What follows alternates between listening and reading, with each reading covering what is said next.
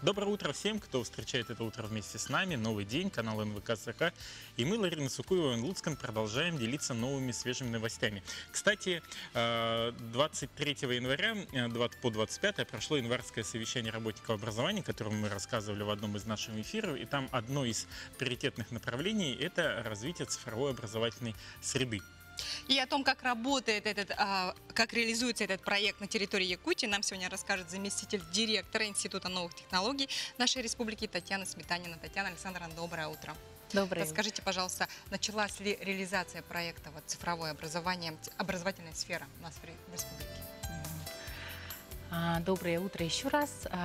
Хотелось бы в нескольких словах сказать, что вообще из себя представляет цифровая образовательная среда в целом. Цифровая образовательная среда – это современная, безопасная среда, при котором все образовательные процессы, все отношения, которые возникают в образовательной организации, они функционируют на основе именно цифровых технологий. Насколько дан старт реализации проекта в республике, скажу, что сейчас мы находимся на подготовительном этапе. Первый шаг уже сделан. В октябре 2018 года Министерством образования и науки республики была подана заявка для участия в конкурсном отборе для получения субсидий из федерального бюджета, бюджетом субъектов по внедрению целевой модели цифровой образовательной среды. И к нашей радости мы вошли в список субъектов-получателей, которые им будет предоставлена субсидия из федерального бюджета. Сама реализация проекта будет постепенной, то есть постепенно во всех образовательных организациях будет внедрена целевая модель цифровой образовательной среды. Здесь также хочется отметить, что проект носит межведомственный характер. Некоторые показатели проекта будут реализованы совместно с Министерством инноваций, цифрового развития и инфокоммуникационных технологий республики. Татьяна, вот как раз о показателях. Какие основные показатели есть в данном проекте? Хочется здесь отметить 3-4 основных показателя. Это обеспечение гарантированным интернет-трафиком общеобразовательных и профессиональных образовательных организаций республики. Это внедрение целевой модели цифровой образовательной среды, которая нам будет представлена Министерством просвещения Российской Федерации ожидаем к 1 июня 2019 года.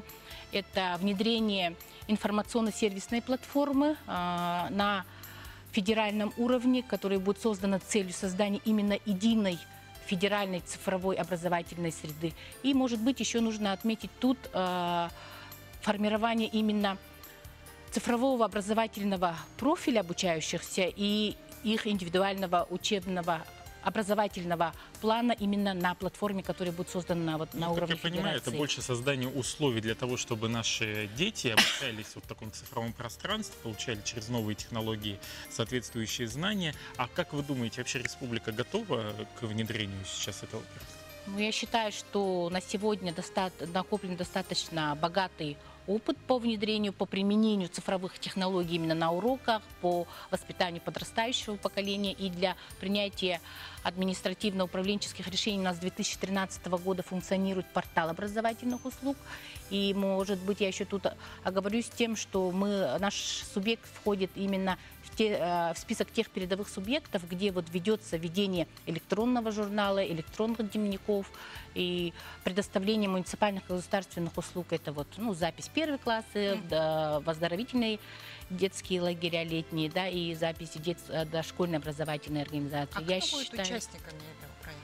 Участниками проекта это будут, я как ранее говорила, что начиная с этого года по нарастающему принципу до 2024 года должны войти все образовательные организации. И, соответственно, Министерство образования, Институт новых технологий является оператором. Спасибо большое, Татьяна, за разговор. Хочется пожелать удачи в внедрении этого проекта и достижения новых успехов.